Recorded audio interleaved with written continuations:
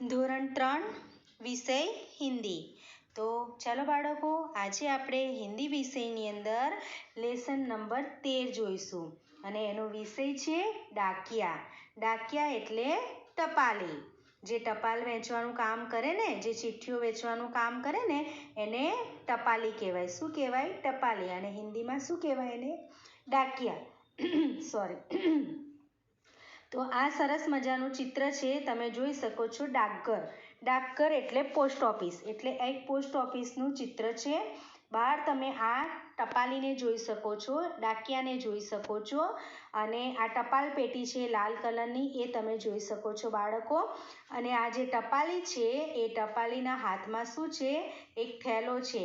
અને થેલાની અંદર તમે ઘણી બધી ચિઠ્ઠીઓ જે છે એ તમે જોઈ શકો છો. અને એના હાથમાં પણ એક ચિઠ્ઠી છે. તો આ જે ટપાલી છે, આ જે ડાકિયા છે, એ ટપાલ વેચવાનું એટલે કે ચિઠ્ઠી વેચવાનું કામ કરે છે. અને આપણે બધાની આ રીતે પોતે જે ટપાલી છે એ આપણી સેવા કરે છે. તો આ સરસ મજાનું જે ચિત્ર છે બાળકો, તો તમે પહેલાં એને નિહાળી લો, એટલે કે તમે એને જોઈ લો, જેથી કરીને જ્યારે આપણે પાઠ ભણીએ ત્યારે તમને એ નજર સામે આવે અને તરત જ તમે એને પાઠને સમજી શકો. તો તમે બાળકો જોઈ લીધું આ ચિત્ર? ચલો હવે આપણે પાઠ જોઈશું. चलो. वह कौन है? वह डाकिया है. उसका नाम सेवकराम है. सेवकराम डाकघर में काम करता है. डाकिये के पास एक थैला है. थैले में चिट्ठियाँ है. डाकिया घर घर जाता है. डाकिया डाक बांटता है. वह हमारी सेवा करता है. તો શબ્દાર્થ જોઈશું બાળકો, પછી આપણે પાઠને સમજીશું. તો અહીંયા છે ડાકિયા. ડાકિયા એટલે ટપાલી. ડાક એટલે ટપાલ. જે તમે હાથમાં, આપણે એના હાથમાં જોયું ને ટપાલ, એટલે ચિઠ્ઠીઓ લઈને આવે ને એને ટપાલ કહેવાય. પછી કે છે ડાકઘર એટલે કે પોસ્ટ ઓફિસ. પછી કે છે બાટના. બાટના એટલે કે વહેંચવું.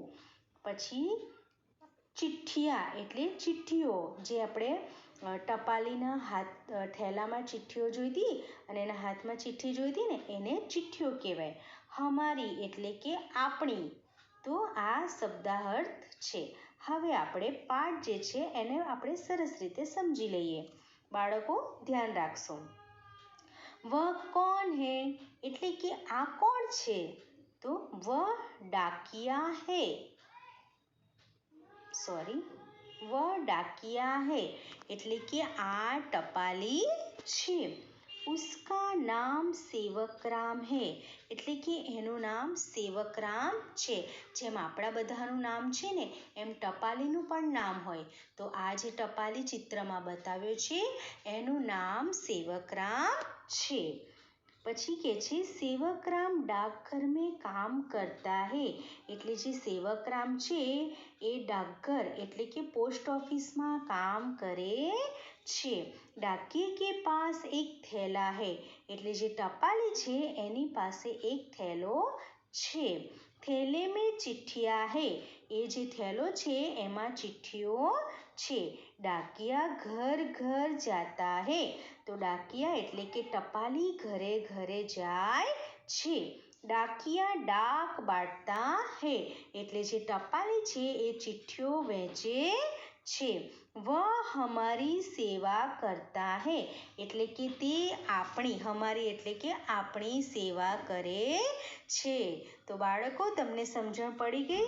આ એક ટપાલીનું ચિત્ર છે અને એ પોતે, એનું નામ સેવકરામ છે. એ પોસ્ટ ઓફિસમાં કામ કરે છે અને એના હાથમાં જે થેલો છે એ થેલાની અંદર ઘણી બધી ચિઠ્ઠીઓ છે. અને પોતે ઘરે ઘરે જઈ, ગામે ગામે જઈ અને બધાને ચિઠ્ઠીઓ આપવાનું કામ કરે છે. આ રીતે જે ટપાલી છે એ આપણા બધાની સેવા કરે છે. તો બાળકો, આજે આપણે સરસ મજાનો પાઠ ભણી ગયા. હવે સમય છે સ્વાધ્યાયનો. તો આપણે સ્વાધ્યાય જોઈએ. સ્વાધ્યાય. સ્વાધ્યાયની અંદર પ્રશ્ન નંબર 1 જોઈશું. એમાં લખ્યું છે પાઠના આધારે નીચેની ખાલી જગ્યાઓ પૂરો. તો બાળકો આપણે પાઠ જે ભણી ગયા એની અંદર જ આ ખાલી જગ્યાના જવાબો આપણને મળી જશે પાઠની અંદરથી. એટલે આપણને કીધું છે કે પાઠને આધારે આ ખાલી જગ્યાઓ પૂરવાની છે. તો બાળકો મેં પહેલેથી જ આ ખાલી જગ્યા ભરીને રાખી છે. આપણે એને સરસ રીતે વાંચી લઈએ અને સમજી લઈએ. પહેલી ખાલી જગ્યા છે ડાકિયે કા નામ ખાલી જગ્યા હૈ. તો ડાકિયાનું નામ એટલે કે જે ટપાલી છે ને એનું નામ તો કે છે એનું નામ સેવકરામ. તો ડાકિયે કા નામ સેવકરામ હૈ. બીજી ખાલી જગ્યા છે સેવકરામ ખાલી જગ્યા મેં કામ કરતા હૈ. તો સેવકરામ ક્યાં આગળ કામ કરે છે? તો સેવકરામ પોસ્ટ ઓફિસમાં કામ કરે છે એટલે હિન્દીમાં શું કહેવાય એને? ડાકઘર. તો ખાલી જગ્યામાં શું આવશે? સેવકરામ ડાકઘર મેં કામ કરતા હૈ. ત્રીજા નંબરની ખાલી જગ્યા જોઈશું બાળકો. ડાકિયે કે પાસ એક ખાલી જગ્યા હૈ. તો એની જે ટપાલી છે એની પાસે શું લટકાવેલું હતું? તો થેલો. તો હિન્દીમાં થેલા કહેવાય. તો ડાકિયે કે પાસ એક થેલા હૈ. હવે ચોથા નંબરની ખાલી જગ્યા જોઈશું. ડાકિયા ખાલી જગ્યા જાતા હૈ. તો હવે જે ટપાલી છે એ બધી ચિઠ્ઠીઓ લઈને કઈ જાય? તો ઘરે ઘરે. તો શું આવશે હિન્દીમાં? ઘર ઘર. તો ડાકિયા ઘર ઘર જાતા હૈ. તો આ રીતે બાળકો પાઠના આધારે આપણે ખાલી જગ્યા પૂરવાની છે. ચલો ફરીથી એક વખત ખાલી જગ્યા જોઈ લઈશું. પહેલી ખાલી જગ્યાની અંદર આપણે સેવકરામ આવશે. બીજી ખાલી જગ્યામાં આવશે ડાકઘર આવશે. ત્રીજી ખાલી જગ્યામાં થેલા આવશે અને ચોથી ખાલી જગ્યામાં ઘર ઘર આવશે. तो डाकिये का नाम सेवकराम है. सेवकराम डाकघर में काम करता है. डाकिये के पास एक थैला है. डाकिया के घर घर जाता है. તો આ રીતે ખાલી જગ્યા પૂરવાની. હવે આપણે પ્રશ્ન નંબર 2 પર આવીશું. પ્રશ્ન નંબર 2 ની અંદર લખ્યું છે નીચેના પ્રશ્નોના ઉત્તર લખો. તો આપણે અહીંયા આગળ પહેલા પ્રશ્ન જોઈશું અને પછી એના સવાલ જોઈશું. પહેલો સવાલ છે डाकिये का नाम क्या है? જવાબ છે डाकिये का नाम सेवकराम है. બીજા નંબરનો સવાલ જોઈશું डाकिया कहाँ काम करता है? જવાબ છે डाकिया डाकघर में काम करता है. ત્રીજા નંબરનો સવાલ જોઈશું डाकिये के थैले में क्या है? जवाब છે डाकिये के थैले में चिट्ठियाँ है. चौथा नंबरनी सवाल जोईशु डाकिया क्या बांटता है? जवाब છે डाकिया डाक बांटता है. અને પાંચમા નંબરનો સવાલ છે डाकिये के पास क्या है? तो डाकिये के पास थैला है. ફરીથી આપણે જોઈશું डाकिये का नाम क्या है? डाकिये का नाम सेवकराम है.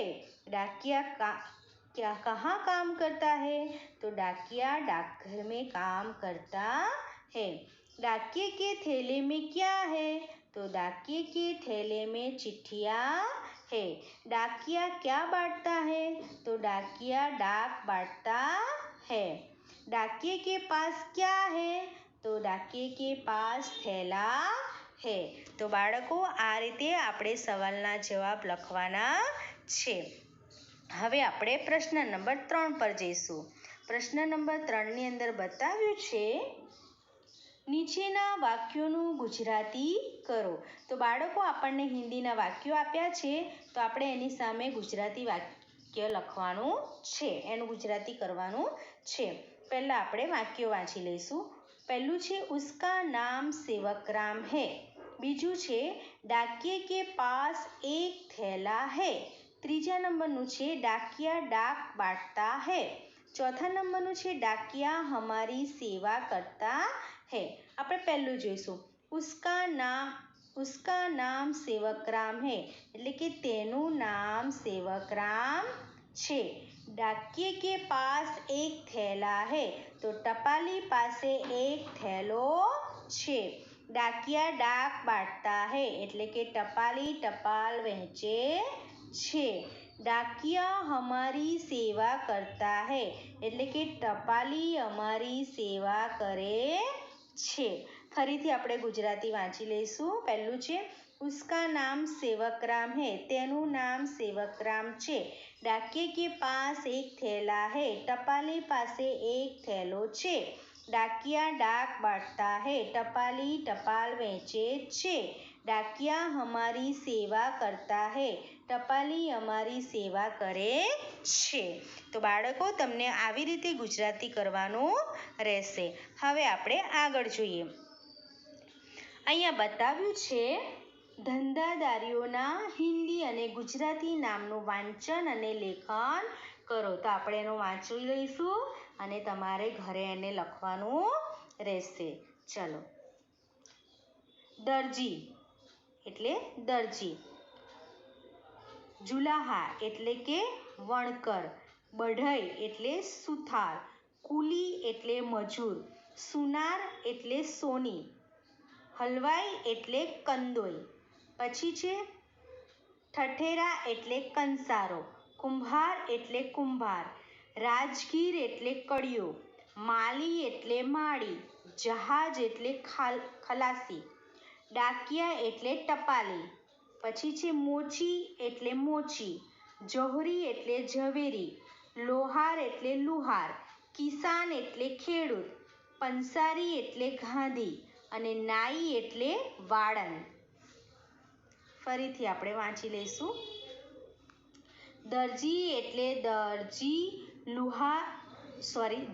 જુલાહા એટલે વણકર, બઢઈ એટલે સુથાર, કુલી એટલે મજૂર, સુનાર એટલે સોની, હલવાઈ એટલે કંદોઈ, ઠઠેરા એટલે કંસારો, કુંભાર એટલે કુંભાર, રાજગીર એટલે કડિયો, માલી એટલે માળી, જહાજી એટલે ખલાસી, ડાકિયા એટલે ટપાલી, મોચી એટલે મોચી, જોહરી એટલે ઝવેરી, લોહાર એટલે લુહાર, કિસાન એટલે ખેડૂત, પંસારી એટલે ગાંધી, નાઈ એટલે વાળંદ. તો આ રીતે ધંધાદારીઓના નામ હિન્દીમાં આપેલા છે, એની સામે ગુજરાતી આપેલા છે. તો તમે જ્યારે પણ લખો ત્યારે એને વાંચીને લખજો, જેથી કરીને કોને શું કહેવાય એ તમને ખબર પડે. હવે વણકર છે તો તમારે જુલાહા એ તમને યાદ રહેવું જોઈએ. પછી મજૂર હોય તો તમને યાદ રહેવું જોઈએ કે એને કુલી કહેવાય. પછી સોની હોય તો એને સુનાર કહેવાય. કંદોઈ બનાવતો હોય તો એને હલવાઈ કહેવાય. તો આ રીતે અલગ અલગ પડતા બધા શબ્દો છે એ બાળકો તમારે વાંચવાના છે અને એને લખવાનું છે, જેથી કરીને તમને યાદ રહી જાય. તો બાળકો લેસનની અંદર આખો સ્વાધ્યાય લખવાનું છે અને ટપાલી વિશે પણ તમારે લખવાનું છે.